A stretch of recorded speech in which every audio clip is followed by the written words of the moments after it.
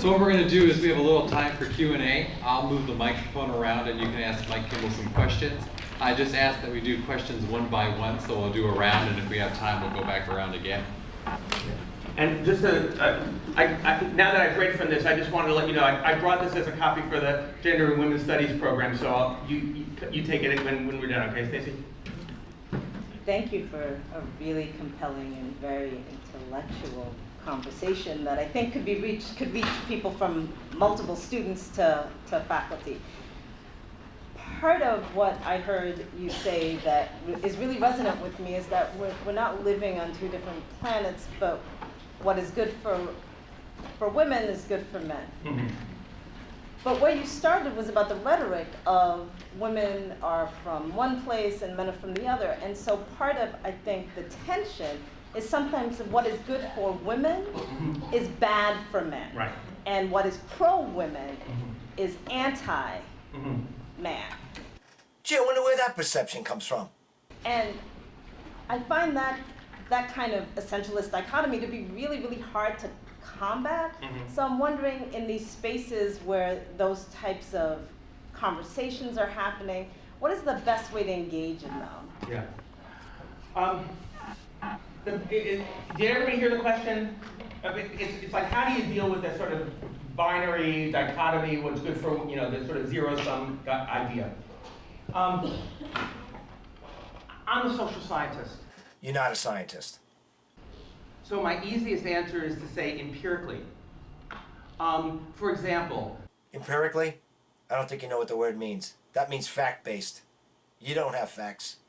I'll just take a couple of quick examples off the top of my head. The countries where, that there's this big math, that we do standardized tests of students in 4th and 8th grade. And you know that, of course, girls do worse in math than boys. You know this, right? Turns out not to be true at all. The more women, the countries that have the highest percentage of women in elected office, the girls do better than the boys, or at least the same. Well, girls do better than boys in all first world countries. So I guess in the country you're talking about, they're doing doubly better. Right? Companies that are more gender equal, when a company, this is data from Europe's. Hamina. It's not true. It's absolutely not true. Check with Mike Buchanan at Justice for Men and Boys. He's got the facts on that. The STOXX research. They found that when a company announces a woman to the board, their stock price goes up. That's a lie. Right? So this is what I think you need to make the empirical case. Please don't use that word anymore. That in every arena, and the best one is, married men are happier than unmarried men, right? That the more equal their relationships, the happier men are, right? So I think you make this argument empirically, and I think you make it small. You don't talk about abstracts like men, women, right? That's really important. Because what we've learned over the years of talking about gender is the right question to ask when we say men, women is which men, which women, right? Are we talking about all men, all women, or are we talking about some subsets of them? So I think we don't do it abstractly. We do it empirically. We do it in different arenas. Our marriages, our relationships with our children, the workplace, 4th grade math scores. And I think the data are there for us to make the case that gender equality actually, and by the way, just take a look at, what are the happiest countries, right?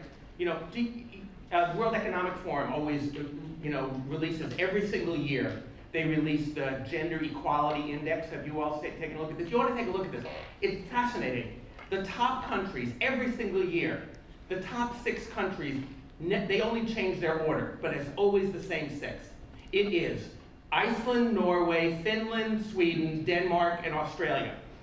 And if any other country pops in there, it's New Zealand. But that's numbers 1 through 7. Turns out those are the most prosperous countries and the most happy countries. All that stuff about, gender equality in Sweden, but the suicide rate is so high, our suicide rate is way higher. And it's way higher for men. Hey, you care about men? Gender equality makes both women and men happier. Right, so that's the way you do it. I think you do it empirically, you do it small. The overwhelming case is additive in every arena, right? So that's where I would go.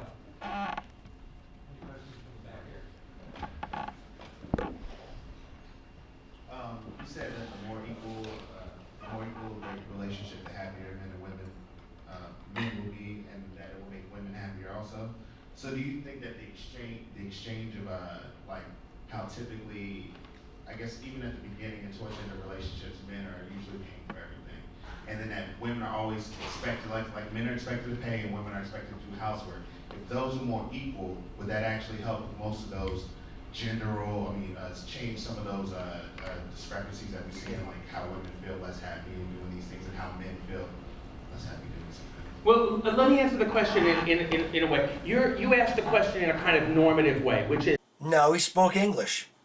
if men, if we encourage men to do more of this, or women, I would answer it descriptively, which is to say, when men, if you ask men what they want to be, don't you want to be a good dad? The question was, if women didn't expect men to pay for dates, maybe we could see their point of view more fully. But Kimmel, you just ignored his question. You really want to be an involved father, right? Okay. And my guess, if you ever get married, you'd want your partner to also be committed to family, and you also expect your partner to be committed to the workplace, because you're not going to be able to make it on your own, because who can? I mean, this is an economic question. This isn't a gender roles question. Take a look, just a take a look at what the average income for a family of 4 was in the United States in 1974. And then look at the average income of a family of 4 in 2014. And here's what you would find if you measured it in constant dollars. It's exactly the same. It's $36,000 a year. That is the average income. Now, here's what's interesting. What's different about that family from 1974 to the family of 2014? Mom's working. Remember your hands? So it's taking us 2 incomes to earn what one income earned, 40 years ago. So of course, you're not going to say, this isn't a big ideological thing. This is a financial thing. Of course she's going to work, right? So you want this. So how are you and your partner, how are you going to be able to balance work and family when you both want to work and need to work and both want to be good parents? My suggestion is that the more equitable your arrangement, the more you both perceive it to be fair, the happier you'll be. So, if your wife says that she'd like to have a baby and stay home with the child, you tell her that you'd rather do that. I'd rather you not stay home with the child. Is that okay, Kimmel? You're not telling that to women, though, are you? You're telling women they have choice. They should have the choice, right? To balance it however they want. And whatever's left over, the man gets, right? Okay? If the mother wants to stay home with the child, well, who's going to go out and work? And it turns out, as the data suggests, that the more equal your relationship, the happier you are. So again, this is just, so thinking about this descriptively rather than normatively. I don't want to say, here's what you should do. I'm saying, here's what men are already saying they're doing, right? Here's what men are already saying they want to do, right? So I'm just saying, this is where we're moving. This is where our country is moving inexorably. No, we're not moving there. No, men are not getting shared parenting, equal parenting rights. We're not going that way. We're getting more gynocentric. We're trying to give more rights to women and girls. We're not helping men and boys at all. There's no going back. Surely you don't think tomorrow women are going to say, you know what, they were right. This voting, working, driving, having orgasms is a drag. Let's go back. And this hypergamy and this unilateral choice and this all sole reproductive rights for women. No, they're not going to give that up. It's not going to happen. It's not going to happen. Right? So the question for us isn't whether or not, it's how. we going to be moving into this much more egalitarian world? Thank you so much. I was fascinated by your definition of masculinity as the relentless repudiation of the feminine. And as fascinated as I am, I also find it unsatisfying because it just defers the definition to that what is the feminine. So can you help us understand that a little more? What are we supposed to be rejecting? This is a really good, that's a good question. Okay, so my friend Don McPherson, who is a former NFL quarterback and now works as an anti-violence educator, says that, as he understands it, we don't raise boys to be men. Another stereotype, what's men? We raise them to not be women. It's kind of a negative definition. And you're getting this brilliance from a football player. And all of the words we've used to describe, guys in here will probably, recognize this. What we do is we get to do it wrong once. If you do it wrong once, we give you a pass. But you do it wrong twice, now you're a legitimate target. So we learn what it means to be a man by screwing it up and then getting it right. I'll just give you one quick example of this. This was a middle school thing for me. Do guys in here know what I'm talking about? Look at your fingernails. Quick, look at your fingernails, right? You look at your fingernails like this, okay. Look at your fingernails like this, beat them up. More personal anecdotes from your middle school, Kimmel? Right? The ideas, look at the bottom of your shoes, okay, not okay. All of those things, we learn not to do some things. So we're learning masculinity as the kind of residual category of what's left over. And you're telling us what masculinity is, huh? When you've already defined femininity. I completely agree. We don't, but what I'm suggesting is we are also carrying around in our head. That was a very good question. We don't define femininity because we allow women to be a full human being. But by Kimmel trying to teach masculinities and he's promoting these stereotypes. A positive definition of manhood. That idea of being a good man, of being ethical. We know that. Right? We know that that's what it means to stand up for the little guy, do the right thing, have integrity. I know, come on, I'm in the South. I know the word honor means something to you all. Right? These words mean something. And that's the positive definition of manhood, I think. And by the way, I am not in any way, I hope you understood this, I am not in any way denigrating that. I think that's wonderful and well worth embracing. In fact, I want us to live up to our ethical ideals all the time. I think that's a great thing. So when I work, for example, with fraternity guys, I don't say, oh, you have to change. I say, take a look at your charter. Your charter says you are men of honor. Your charter says you act with integrity. Why can't all people behave honorably? You are about service. I just want you to live up to it. I think sexual assault in the military disgraces your uniform. You are dishonoring your country. I want you to, you say you're men of honor. I want you to live up to it. So I want us to use that. That's a positive definition.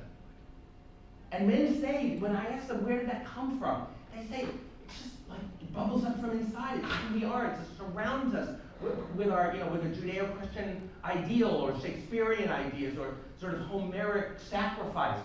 That's really important, I think. So that's what that's my answer to that. Okay, hang on, I wrote it down. Okay. Okay, you mentioned sharing housework between how it makes men happier, and I'm reading a lot of studies about role flexibility within marriages. So my question is, how do you know if role flexibility makes happier and healthier men, or if happy and healthier men are more willing to be flexible? And what's the importance of it being? Right. Such a social science question. Is it correlation or cause? And the answer is yes. Like, in a way, politically, I don't care, right? I mean, like, if I can show you a correlation between role flexibility and all of that, and, and sort of, and greater sharing and happiness, I'm okay in thinking it's mutually reinforcing. I'm okay with that. It does seem, though, that there are some empirical cases. There are some empirical studies, and I think Coltrane is one, and I think there's another one by Naomi Gerstel at University of Massachusetts, that actually finds some movement from the actual allocation of household tasks to the greater role flexibility, which is to say, which tends to suggest some kind of directionality. But frankly, I'm agnostic on this. Great, if they mutually are reinforcing, that's terrific. The more we do that, and I think this is probably true. I think that the men in here who are dads would probably agree. The more we did this stuff, the more comfortable we got, doing those things and feeling like, oh, this isn't expressing my feminine side. This is who I am, right? And so yes, of course they're mutually reinforcing. I'm going to call on him because I know he wants to speak. He has a question, so let's.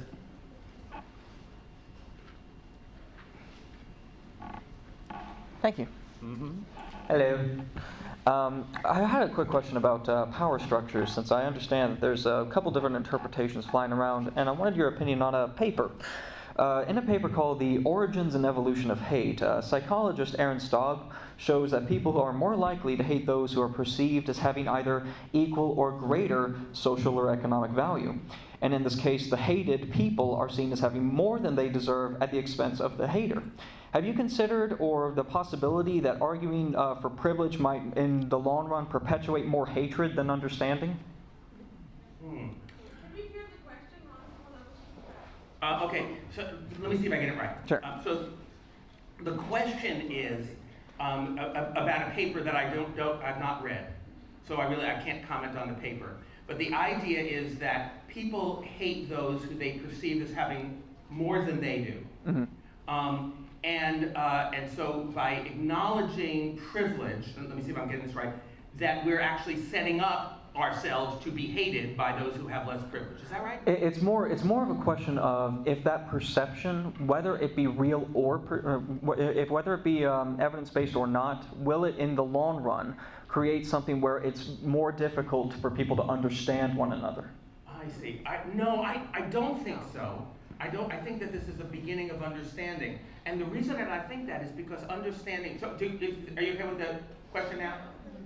That's a very good question. That person sounds familiar. So the idea here, I think, is what we've learned over these years, what I've learned over these years is that your position matters, that people perceive you in particular ways. And there is a large body of research, for example. So you say no, people aren't going to hate the privileged, because you have to say that because you've got to keep the narrative going.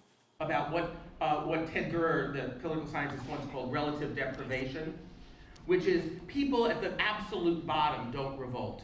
It's people rebel when they feel that they've had something that was taken from them. That's the source often of rebellion. That's a lie. That's a bunch of bullshit. Where'd you pull that out of your ass? That they feel relatively deprived, as you're saying, to the people above them. But I think it is important for us, those of us who have been... Perfect example. Were blacks not on the bottom? Been, as I said, for a variety of reasons, blind to the fact that we get certain advantages.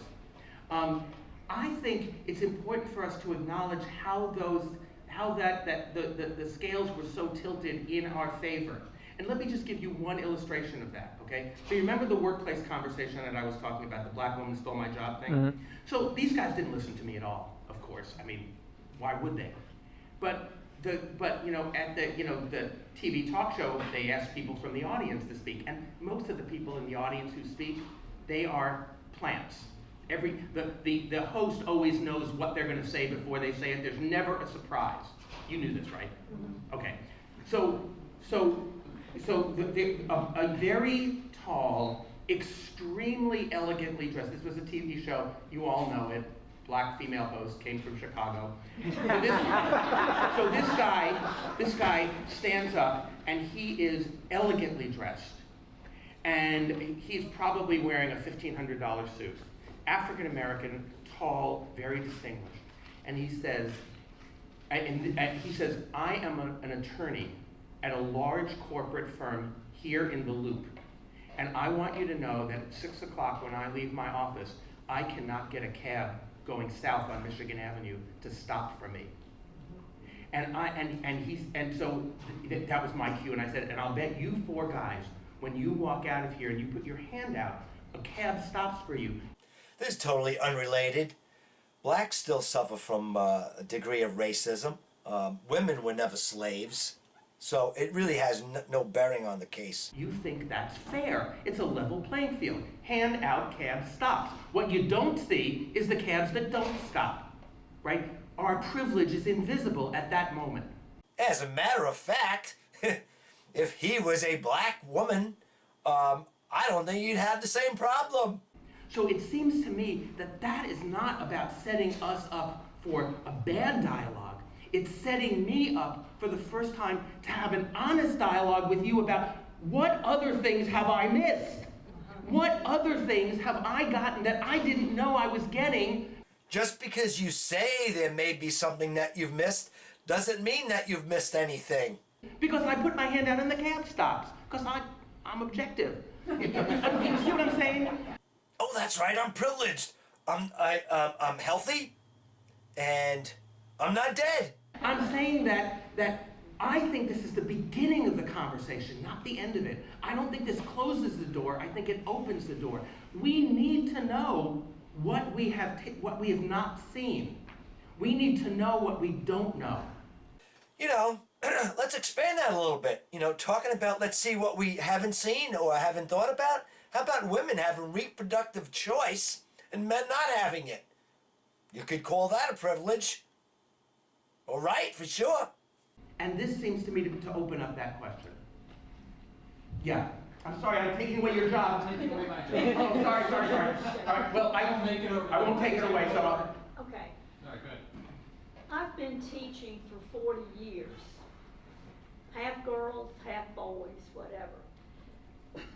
One of the things that I read years ago was that in Germany and in Japan, little boys don't have trouble learning to read. But in the US, they generally do, or many of them do. So I've been concerned about this for years, and when you were talking about making gender visible to young boys,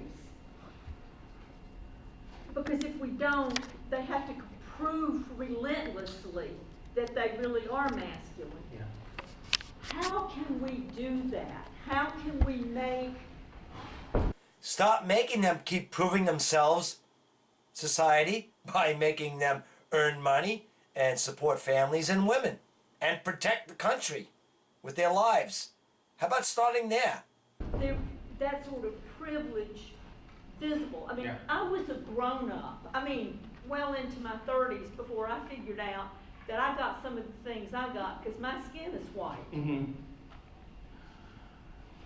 Look, I think it's very important for us to have that conversation. I think it's important because boys need it. We have to talk with them about and figure out ways to enable them to feel safer and more confident so they don't get called out, so it doesn't get to be this relentless test. And frankly, I don't think this is on the boys. I think this is on us. And here's why I think this. I think this because, on college campuses, where are the grown-ups? At night, I'm told this a lot by students at a lot of campuses, that there's a kind of day and night behavior. Do you talk about that here? Like, during the daytime, I think you would not be able to find a more gender equal place in the United States of America than the American college classroom by day. Here it comes, some more bullshit. But at night, it's quite a different place. And so I hear this from people that it's different. Well, one of the things that's interesting is, to me, is you have all these kids coming into college who have been helicopter parented, overparented, whatever you want to call it. Everybody gets a trophy, everybody's special, everybody's above average. And it seems to me that suddenly you're on a college campus and the grown-ups disappear, and you have 18-year-olds trying to prove their masculinity to 19-year-olds. And that just won't work. That's on us. We have to figure out ways to enable young boys to feel more confident and secure so that they don't have to keep proving it all the time. So you can't call somebody out with "that's so gay," right? So just, so what, right? But as long as those phrases have meaning, as long as they're able to, I used to say I could start a fight in any playground in America by going, where boys are quite happily playing, by asking one question. Okay, who's a sissy around here? Kimmel, we revisiting your childhood again? Right? Two boys will go at it, he is. Or everyone will go, he is. And that boy, he's gonna have to either fight him or he runs home crying, which kind of proves their point. That starts really early. And I think I think you're quite right. We have to and here's the thing, the research here is gorgeous, and it so fits in our ideas. A book by Niobe Way, W-A-Y, called Deep Secrets, Harvard University Press, 2012 or 13. Really interesting study of young children, of young boys. What she finds is that boys, when they're 6, 7, 8 years old, have a rich emotional language, have deep friendships with other boys, and they can talk about it. And they talk about how they rely on these guys, and that they're their best friends, and they keep them from, this is their phrase that they keep using, keep me from going mental. And then when they're 15 and 16, they don't have that anymore. They have bros, but they don't have that friendship, and they have a language to describe what they've lost. They talk about, well, once I had this really great friend, but now we're not so much in touch anymore, but now I hang out with. So what's interesting here, what she finds is that something happens to these boys. They have these relationships. They are capable of these relationships. Anybody who ever tells you that boys don't have feelings, right? That's, that to me, they've never been around a boy. So they have a very rich, gorgeous emotional life, but something happens. Something happens to them around 12, 13, and Bill Pollock talks about this in Real Boys also. Something happens. So what we have to do, it seems to me, all of us, and I'm talking about their brothers and sisters, their parents, their friends, we have to engage that so they don't lose their capacity for those friendships. Because in that capacity for those friendships lies empathy, lies ethics, lies all of the things that then we see as problems later on.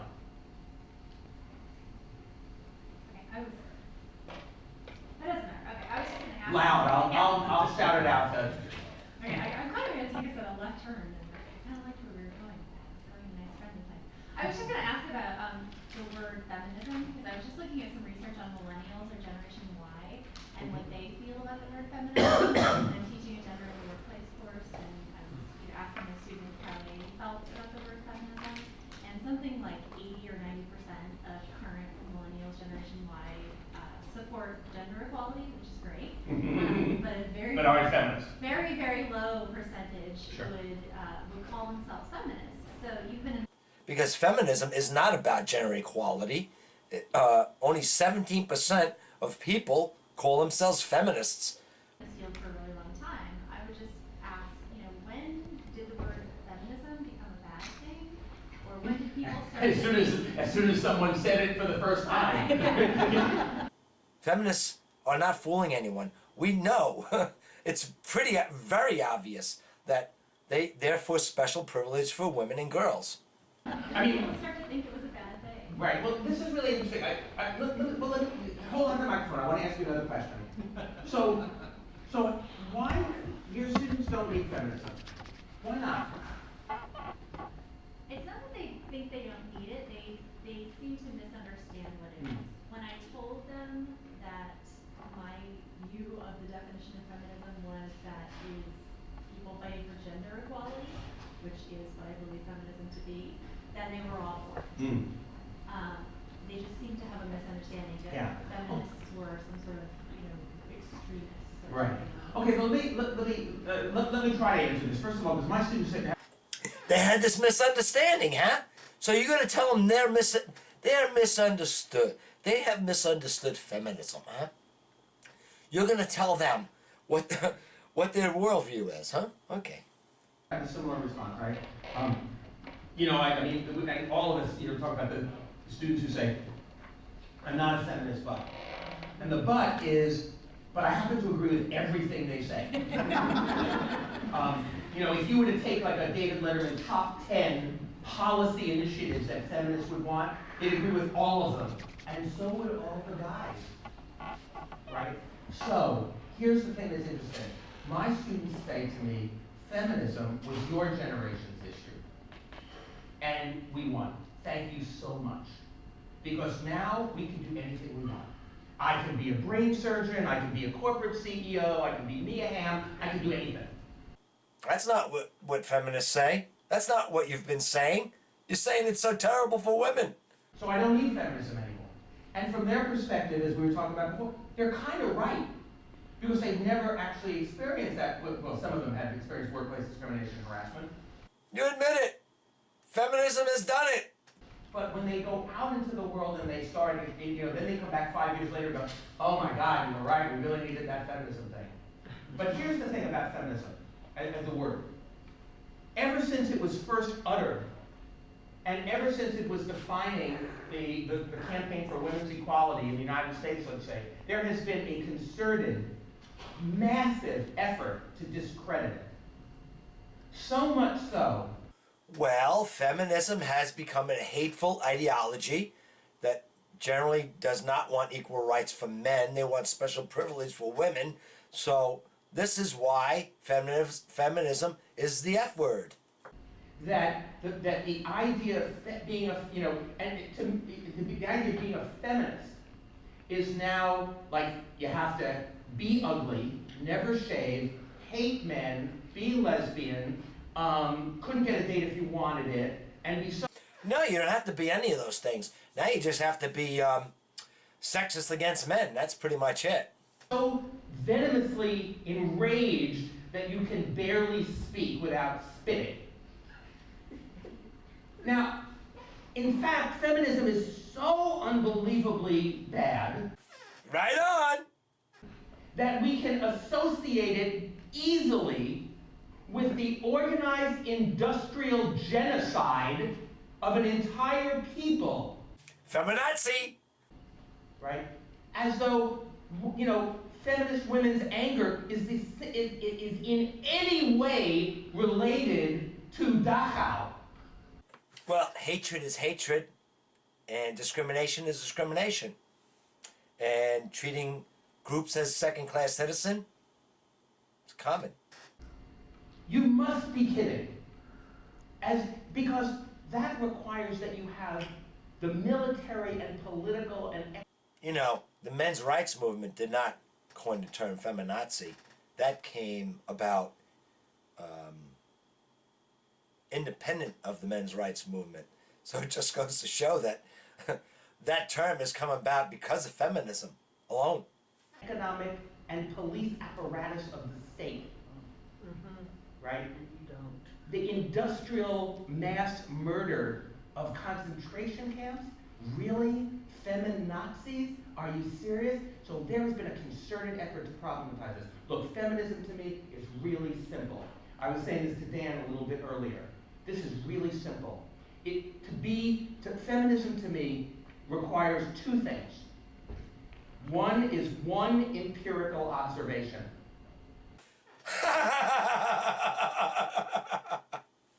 And one is a moral position based on that empirical observation.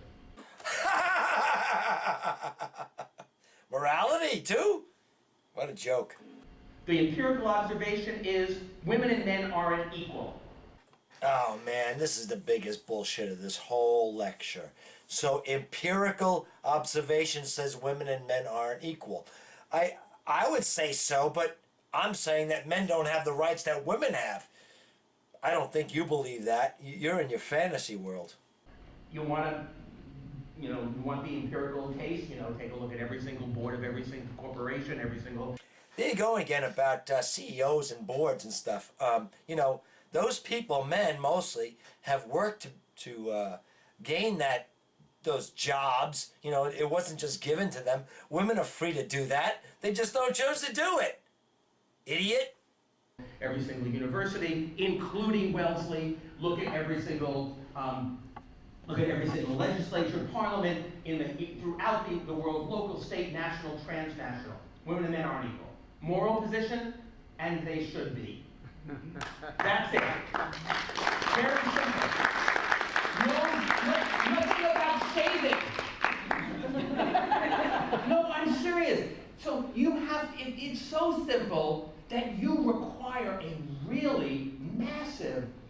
media blitz in order to sort of, in some way distract you from the very Massive media blitz? There's no massive media blitz. The media is feminist controlled. Are you kidding me? It's amazing that anyone has been able to publicize any kind of criticism of feminism, including Rush Limbaugh. very simplicity of this. Now, I'm just making a third point. So this is what feminism means. Women and men aren't equal, they should be. That's a lie. That's not what feminism is. Oh, and my point, it's a good thing for men too. Right? That's my sort of value added to the whole conversation. That's it. And no, feminism don't care about men. They don't want to help men or boys. You could have had me for 30 seconds. That's it. Right? So, but you take my point? This has required a massive cultural apparatus in order to try to discredit it. The fact that it was required such a massive cultural apparatus to discredit it gives you an idea of how powerful the idea is, which is why I don't want to get rid of the term. Because people fought and died for that. Right? They lived their whole lives for it. So I don't want to just say, oh well, let's just go for humanism now. I'd like to hold on to it in their name. Okay, we got a question here, and then one or two up front here. Okay, and this is going to be really difficult for me to articulate, especially considering, your book, Angry White Men, I haven't read it, so I don't know anything about the contents of your book other than what you. But make a comment anyway. Other people do. I 100% agree with you that we should be equal. I mean, everything you just said, I 100% agree with. However, going back to the question he asked earlier about perpetuating or even creating a new source of angst or hate, things like affirmative action. By all means, I think the most qualified person, regardless of gender, race, or anything, should have a position. But things like affirmative action, don't they tend to create more angst between dominant and non-dominant groups than actually help fix the problem? Yeah. This is a really good question. What affirmative action is basically trying to say is, after centuries of slavery and discrimination, you can't just say, it's not like Etch-a-Sketch. Okay, from now on we'll play fair. Right, but You have to incorporate history. You've got companies like Google who funnel money into programs to encourage girls. Absolutely. So there are a lot. So I actually have two reactions to this. So if you take two people, one of whom has had a lot of doors open for them simply by being who they were. They didn't do anything for it, but you don't want to punish them for it. I agree. They've had a lot of doors open to them. And another person who's had to fight to get there. A lot of doors opened for them. They didn't open their own doors? What an asshole. And then you say, oh, their resumes are pretty equal. I take the one who had to fight to get there, frankly. I don't think they're that equal. If you have two people who are the same, this is one of the illusions that we have. Political theorists, this is the question of equality and sameness. If they are the same, are they equal? Is that the way we understand equality, sameness? I think we have to think differently. Now, in the United States, That's funny. Now all of a sudden you're singing a different tune. Now sameness, you don't believe in sameness now. Okay, so then that would mean that you don't want equality of outcome, just equality of opportunity, right? Because no, we're not the same. Okay, but you seem to be saying before that we should have the same jobs, though. Which way do you want it, Kimmel? we believe, through various of the British political philosophers like Locke, that difference leads to inequality, naturally. I'm more disciplined, more talented, more whatever than you, I should have more rewards. Difference leads to inequality. And that equality would mean sameness, right? And so this was the argument, for example, that BMI made. If we're going to actually admit women, they said we will have to treat them exactly the same. We'll have to brutalize them just as we brutalize the men. And women don't like that. And we can think, and the men do? Like, who likes being brutalized? So here's the question. Can we then think about difference within a context of equality? That's the key to me. 2 by 2 table, difference equality, inequality, sameness. Those are the 4 variables. Seems to me that we think equality means sameness. That's why gender equality has always been a problem, because we think gender equality means androgyny. No kidding. It's been a problem because you think it's a problem because there aren't the same amount of women on CEOs and board of directors. You seem to think that's a problem.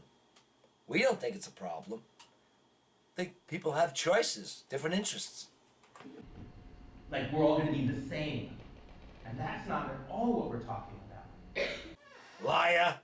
We're talking about loving and celebrating difference, but within a context of equality. Now, what you're suggesting, if we say, now let's get the most qualified person, it's like saying, okay, all of history prior to right now doesn't count. From now on, we'll play fair. Asshole, what? We haven't been playing fair up till now? I don't think we can do that. I don't think that's honest. I think we have to acknowledge this long history. Now, I don't think we have to only acknowledge that history, but I do think we have to acknowledge it. I think we have to account for it in some way. And that's what I think affirmative action does. See, feminism piggybacking on civil rights and racism to make them more relevant. I think affirmative action is an attempt to acknowledge the history that we bring in with it. And notice when the Supreme Court has tried to move off affirmative action, they have said, we no longer need this history. The history is done. We can now start over. That's basically what they said. We don't have to account for history anymore. It's done. Yes, blacks were slaves. They were discriminated against. Yes, there was racism. There is racism. Women were never slaves. This has nothing to do with what he's talking about. We're there. Right? According to the Supreme Court, we are now racially equal. Right? But my point is, but I think, what affirmative action means is we have to account for that history. And I don't think you would disagree with that. Now the question is, politically, now let's sit down and make a policy. How do we account for that history? That is a really hard question. I do not think that's an easy one.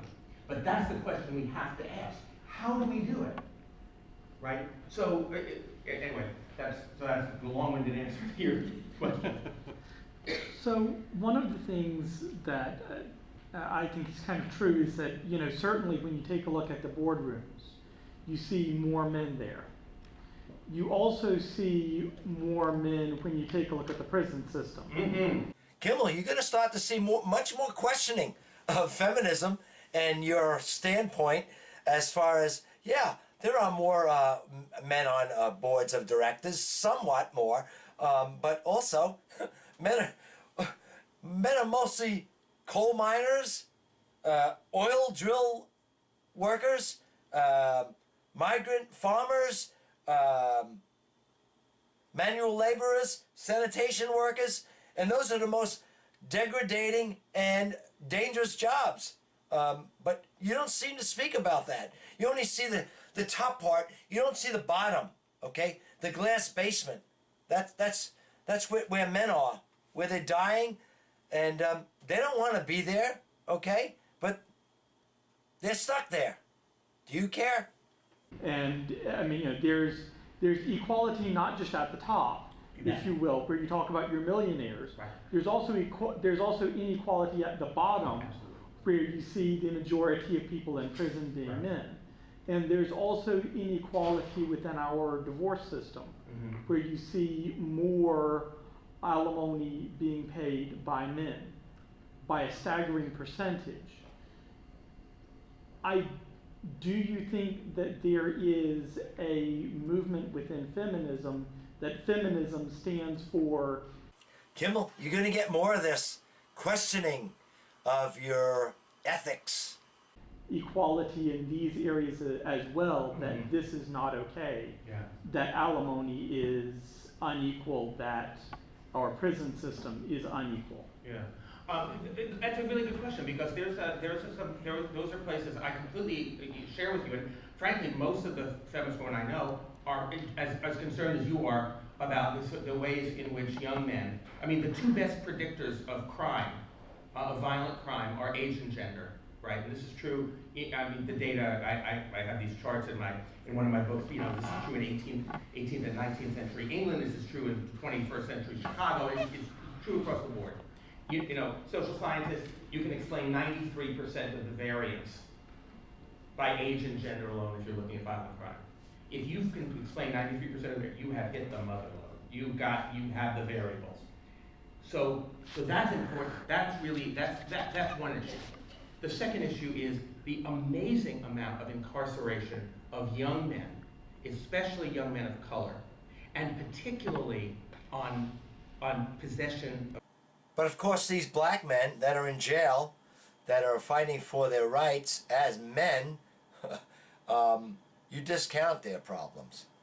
We have blacks, gays, women in the men's rights movement, and you discount them.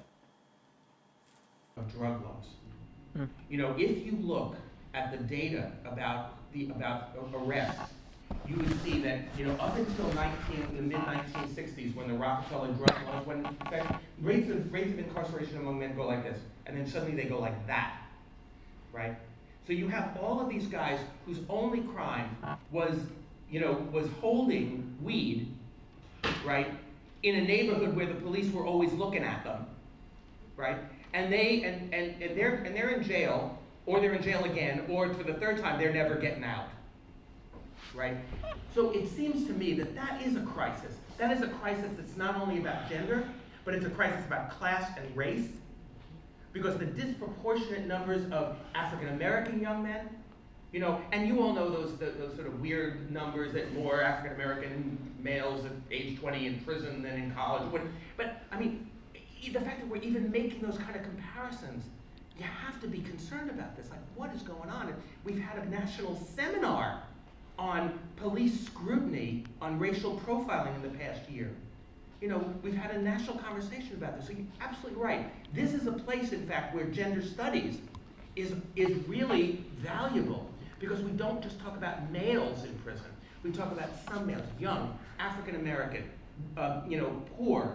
There are certain groups that are way disproportionately in prison. Second thing, ever since Ronald Reagan was president, and deinstitutionalized the mentally ill, our mental hospitals are our prisons. That's where crazy people are. And if you aren't crazy when you go to prison, you will be when you're there. It will drive you crazy. Have you ever been in a prison, in a federal prison? I mean, let me tell you, it's not the kind of thing where, you know, it's not like summer camp where lights out at 10. Guys are screaming 24/7. Lights are on all the time. It is not a place that is conducive to rest. It is certainly not the place where you go for rehabilitation. You go there to get punished, not for punishment, to get punished. So we have to talk about this, because this is a crisis for young men, absolutely. The divorce crisis, the other thing you were mentioning, absolutely a problem. I talk about this. One of the chapters in Angry White Men is about the father rights movement. And it's probably the chapter where I had the most trouble coming to grips with my agreement with some of their arguments. Holy shit, Kimmel, so it killed you to actually agree that fathers' rights groups have a point, huh? Boy, for a guy who supposedly helps men and boys, this is probably their biggest challenge in life, is when they get divorced and they can't see their children.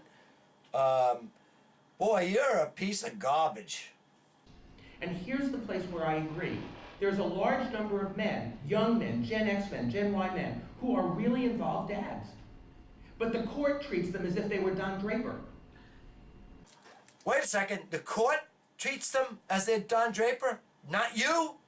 You also, okay? And what are you doing to help them?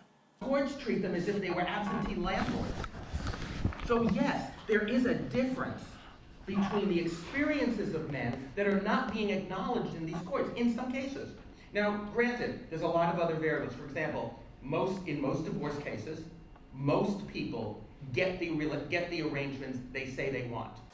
Here it comes, where Kimmel tries to make the case that dads and men are not shafted in family court. He's going to try to say that everybody gets what they want. 80%, according to the most recent study that I read from Stanford Law School, 80% of people who are seeking divorce get the custody arrangement they want. So we're only talking about, the contested ones are about 20%. And of those, we're really talking about women who want sole and men who want joint. And this guy says that he cares about men and boys. I guess not fathers. Right? Those are really so that's about 14% of the total number of divorces. But those 14% are important to talk about it. I think we need to talk about it. I completely 14%, huh? agree. Because these men are doing what women say, they're doing more housework, they're doing more childcare, they are more involved. And yet the courts still have this antiquated idea that men's basic nurturing organ is their wallet. Or actually, and who's driving the court? Gynocentrism? Feminism? And so I do think that's an issue we have to talk about, absolutely. And so to me, those are issues, but the thing is, here's the historical context. Which group in America since 1900 has been begging men to be more involved dads? No group? Answer, feminist women have been saying, please come home, please spend more time with your kids, please be more involved. I can't balance work and family unless you are a more involved dad. Unless we get divorced, then you don't really care if I'm involved at all. So there are allies on this one, it seems to me. Right? So again, these are places where I think that these are the kinds of places where instead of feeling like we're enemies with each other, these are the places where we actually are allies.